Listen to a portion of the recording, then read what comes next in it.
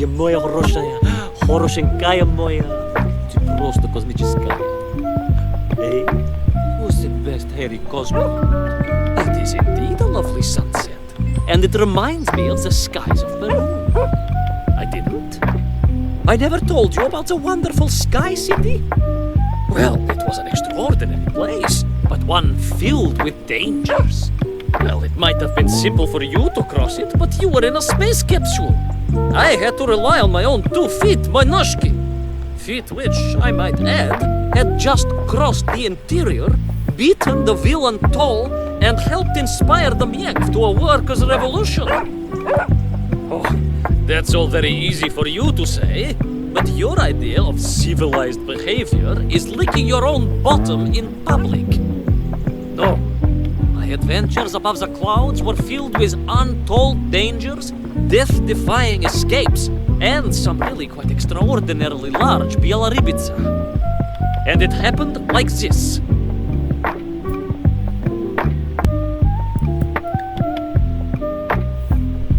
Weeks had passed since I left Plutonia, and one evening, exhausted, I simply fell asleep at the foot of a strange windmill. And when I awoke, well, that thought didn't cross my mind. I was exhausted after all. This is besides the point, my nosy canine friend. What matters is this. When I awoke, the windmill and the ground around it had been carried high into the air. What magic was this? Что за магия? As unlikely, perhaps, as a suitcase-sized dog orbiting the center of the Earth for many years. Quick as a flash, Kakmonia, my training leapt into play, and I began to paddle the strange contraption through the clouds in search of answers. It is entirely possible that a miller who owns a windmill capable of levitating high into the air may also own a flying machine. Oh, now you're just being silly.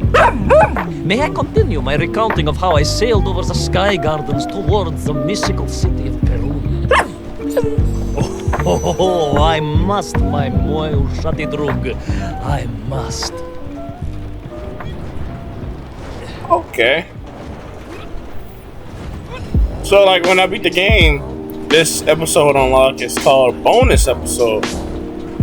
And I thought I'll play it and show you guys what's it about. Sky City. Angel Island. Whee!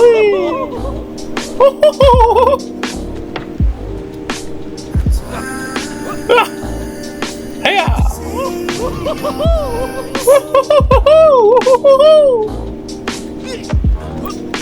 I love the little noises in this game.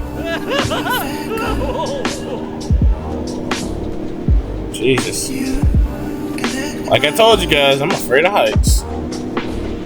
And this is it's beautiful, but it's kind of scary. What powerful emanations! What mighty gusts! What an epic squall! They reminded me of Cousin Pavel, yes! But whereas his rearward zephyrs could curdle milk and tarnish the teaspoons, these magical wafts only serve to carry me aloft and onwards. What's this?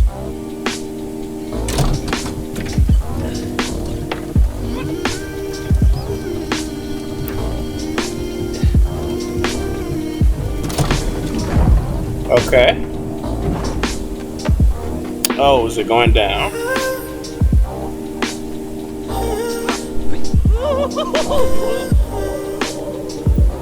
Whoa! But something was afoot in the gardens of Peru. This horrid muck staining the surfaces and making my nose curl. Yes, it was positively Pavilion in scent. But it did not belong here. I think I once told you of Auntie Masha's passionate encounter in a cable car with the manganese entrepreneur from Chiatura. Now, Auntie Masha told me that there was a disagreeable stain and smell all around those factories and smelting works. Our industry is not without its dangers. Could it be that the once bucolic gardens of Peru were being corrupted by unchecked pollution? After all, science is a double-edged sword, my bristly confidant. Consider Jemmy. Of course. I apologize. Прошу прощения. Two-headed dogs is perhaps a rather insensitive analogy, but not without justification in this instance.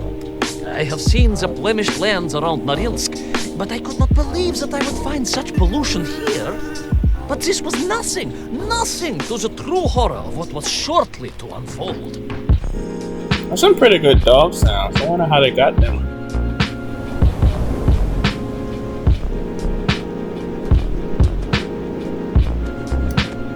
I wonder if they use a real dog or an actor. Oh, there's some really good dog sounds. Don't seem like you'll find them online anywhere. I mean, they're like different sounds. It's not like reuse. Not that I've heard so far.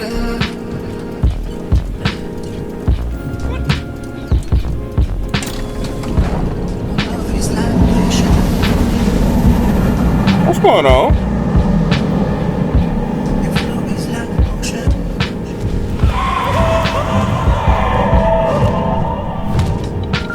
That terrible, страшная машина, spewing its poison into the air, had created a monstrous thing. A being.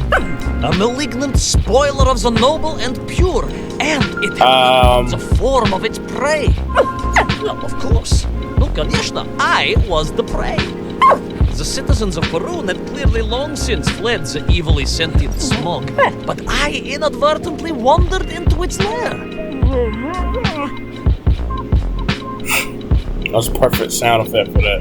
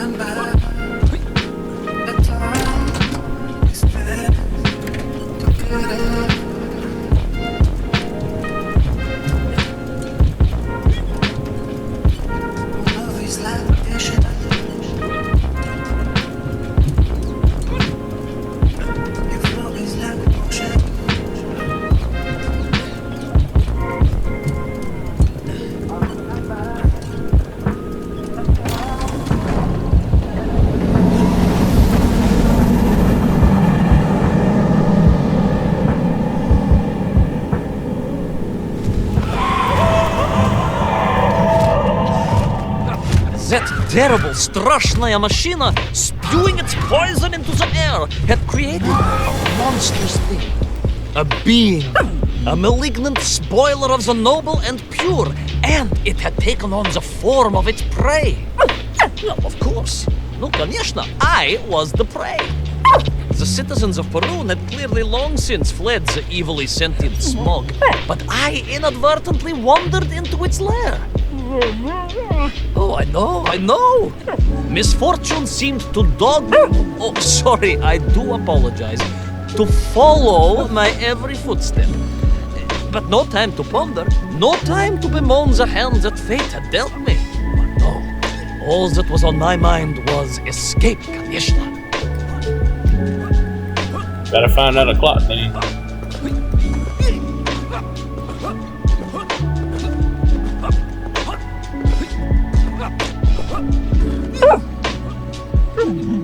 Yes, it was most interesting. The windmill seemed to be from an earlier age. Perhaps this was a devastating warning of the destructive power of unfettered industrialization. I most certainly had not forgotten about the windmills. I did not get carried away. You are missing the point. Perhaps because you are only a small dog. Oh, a brilliant, brave, spacefaring dog, of course, but a small Sabashka nonetheless. If you perhaps listened more and interrupted less, I am just getting to the explanation of the windmills. Well, talk about them.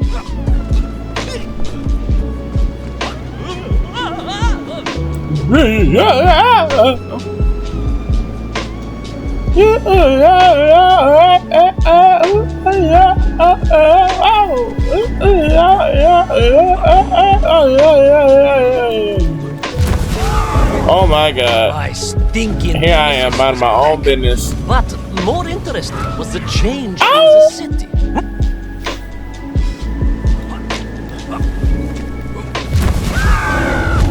My stinking nemesis was back.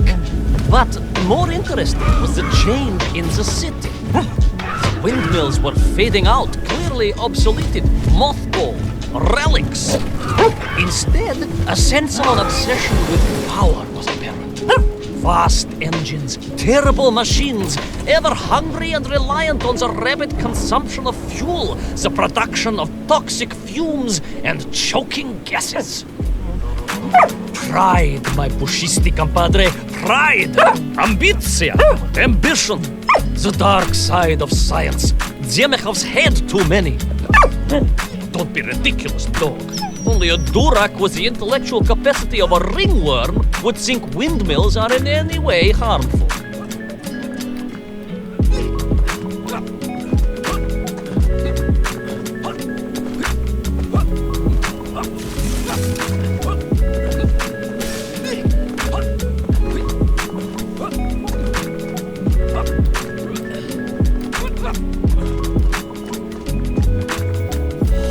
What's that? A picnic basket?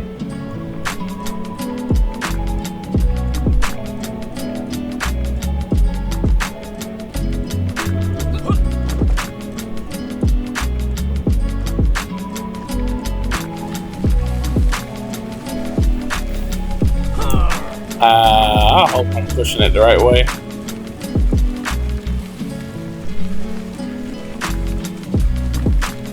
Yeah, I am.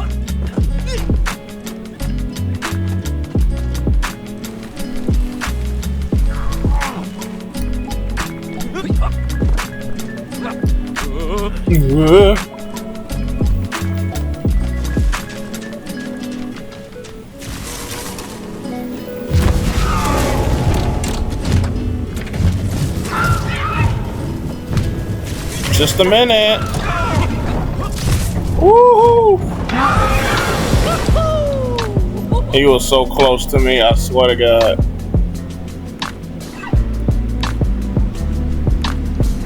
Why didn't you grab the rope?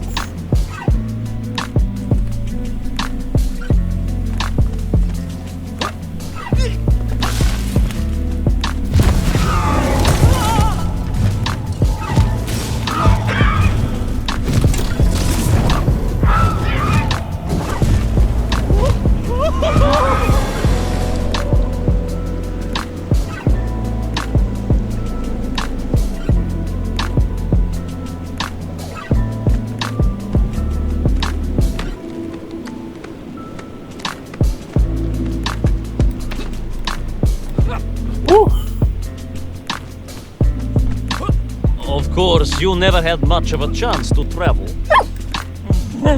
Sarcasm doesn't suit you. You don't have the tail for it. You do at least have a tail. Mind you, family gossip maintained that so did Uncle Rablien, although it was apparently little more than a stub and a source of considerable discomfort and social anxiety. The question of whether or not Uncle Rabliem wagged his stub is very much off topic.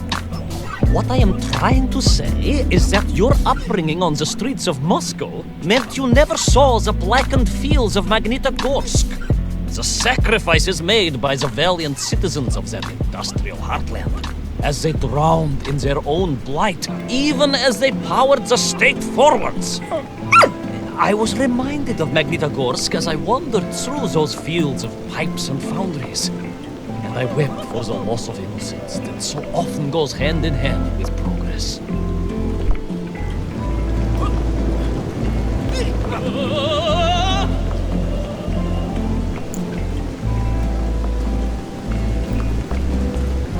I'm not saying I'm afraid of heights, but I wouldn't mind.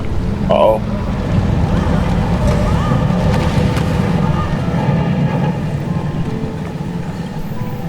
Jesus.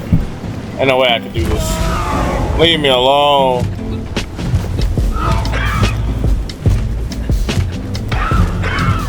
Quit smoking.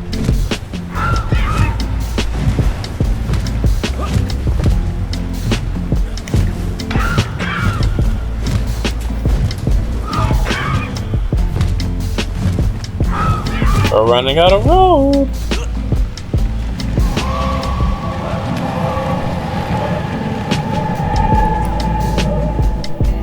You gotta admire this guy's physical strength. Indeed. I And just agility. evaded the slimy, oily grasp of that man-made Vadzinoi, his petroleum stink clogging my nostrils and making my head thump. And I felt a great stirring within me. Yes, much like I assume Cousin Pavel. May he never get loose again. But no, quite different. This was no volcanic upbubbling of gastric malintent. No, it was the roaring fires of justice once more ignited within me. I felt a swell of patriotic fervor and knew the hand of destiny had fallen on me once more. Yes, what a hand it was! I could not see this great wonder sink into an abyss of poison and bile. The Perunians may have been forced to abandon their city, but I had saved the world once before and was ready to answer the call again.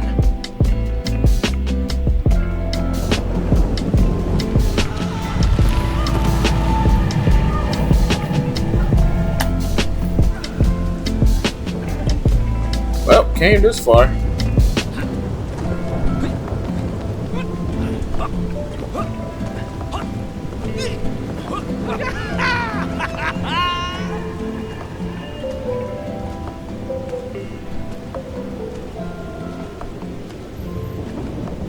Blue eyes, baby's got blue eyes, like a deep blue sea, on a blue, blue day. What strange metal Bielaribitsa clearly designed to swim Blue through the air. eyes. I was amazed. And there was more. Beneath the fins, I spotted the apertures of hoses and was reminded of the time Auntie Agrafina devised a contraption to water all of her copious algae beds simultaneously with one flush of the toilet by a system of pipes and valves that ran throughout her house. Можно так сказать, in a manner of speaking, yes. Her algae were most irrigated, although her neighbor Victor was washing his trousers in the sink at the time and was bruised quite severely about the face and body. But these were no ordinary flying metal fish. They were designed to expel air, fresh air, and push back the polluted clouds.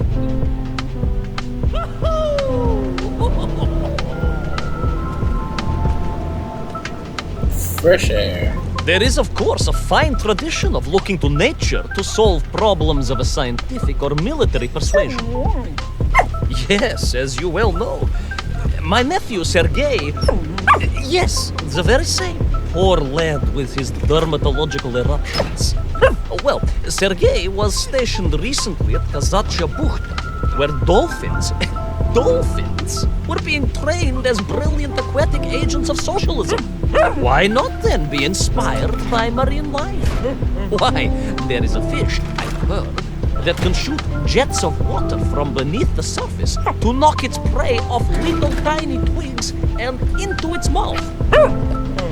If you were to tell the average mushroom sheriff that a dog would orbit the earth, I suspect you would receive a similarly sneering response.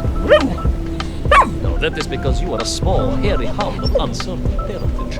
I, on the other hand, am a cosmonaut, the product of many months of training, and I realized the answer to pollution was here all along.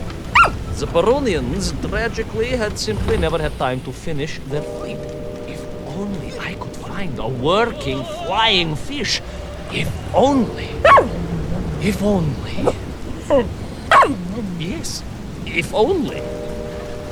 It made perfect sense, of course. The poisonous tuhata that engulfed Perun was like a nasty cold. And you know what to do with a cold to rid yourself of it. You may not get colds, but nor can you operate bee-shelling machinery. So, don't get ideas above your station. We humans, on the other hand, may produce up to 16 million perfectly unshelled peas in an average shift. But we are martyrs to our sinuses. But to clear them, aha! These are remedies we Russians have been perfecting over the long centuries of harsh winters. Onions. A quick snifter of onion oil will clear your head faster than a Pragviev can clear a hypothetical minefield. Yes, if I could find functional fish, become that onion. I wish I had a Dr. Pepper right now.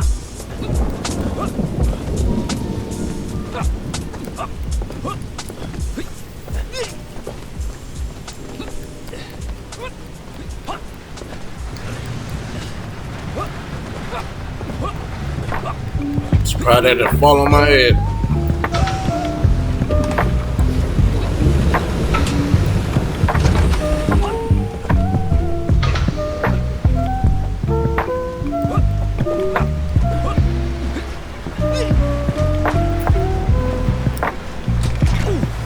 What?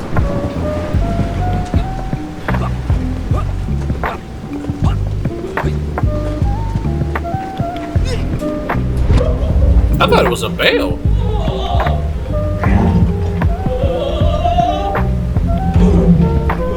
Sound like a ghost.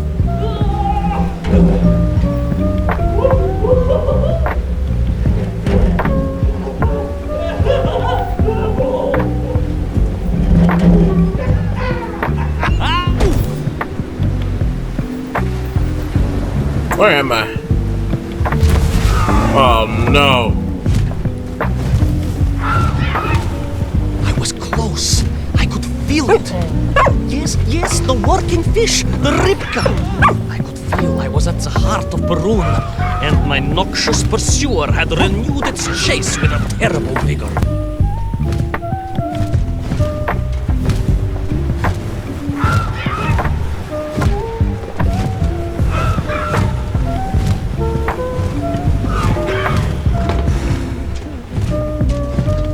Wow, that's good timing.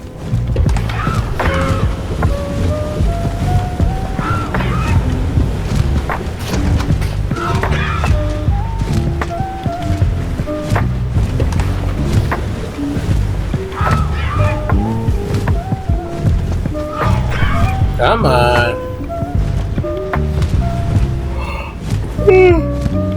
Not far now. I just had to keep going, keep pushing. It's almost as if you knew, Pavel. Uncanny. Appetit.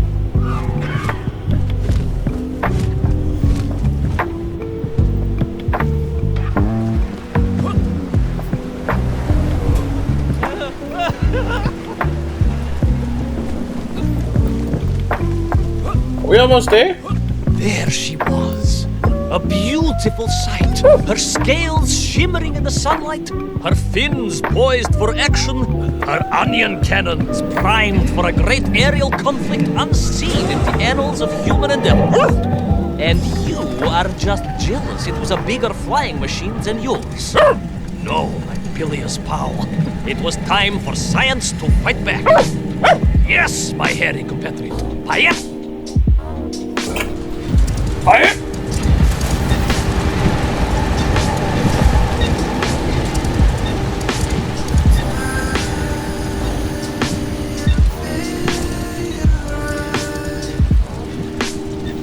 I'm okay with just watching the cutscene. It's fast.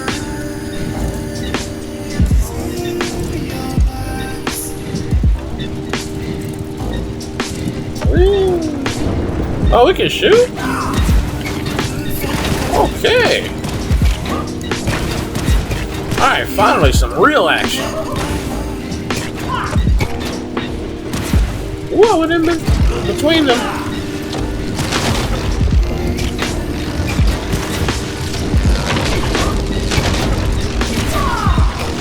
Woo. Oh, whoa. Watch out for Sasuke's little thunder attack.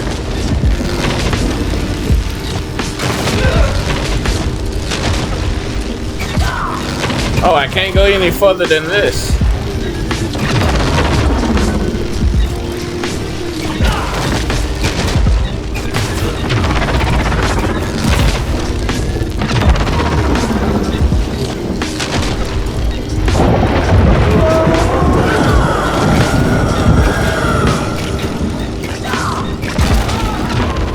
Oh, come on.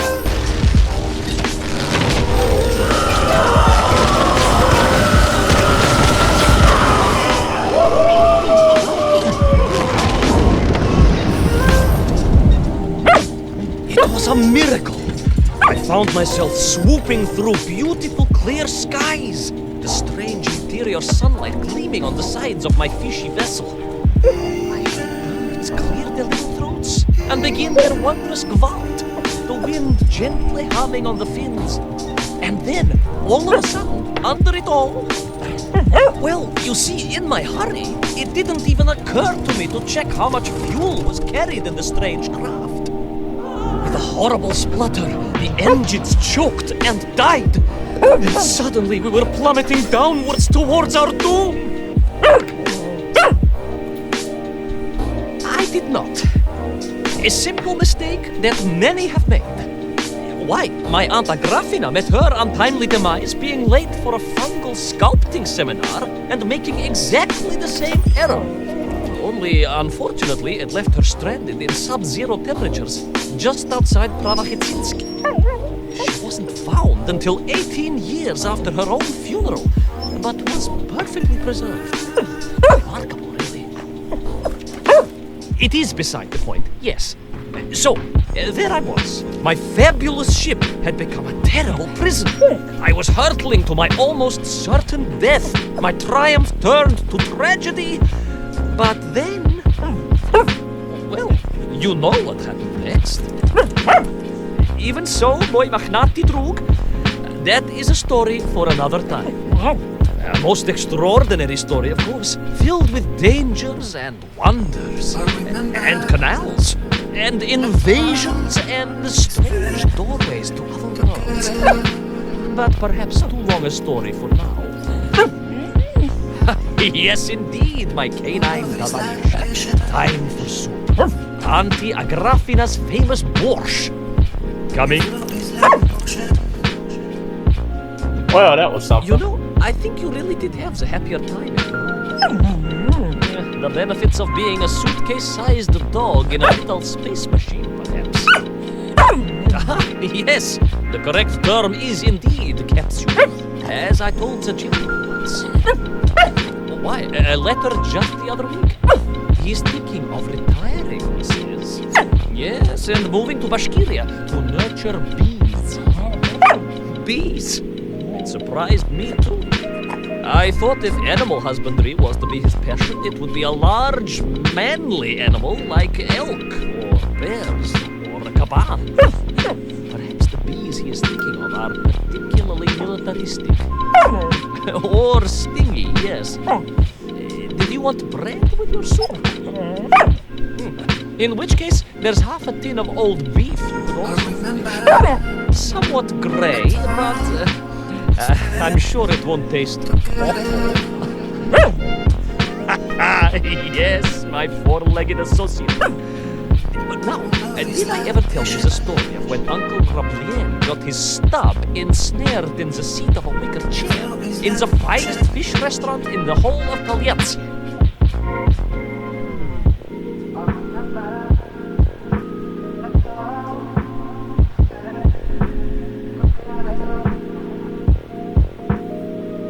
Finally, some quiet time.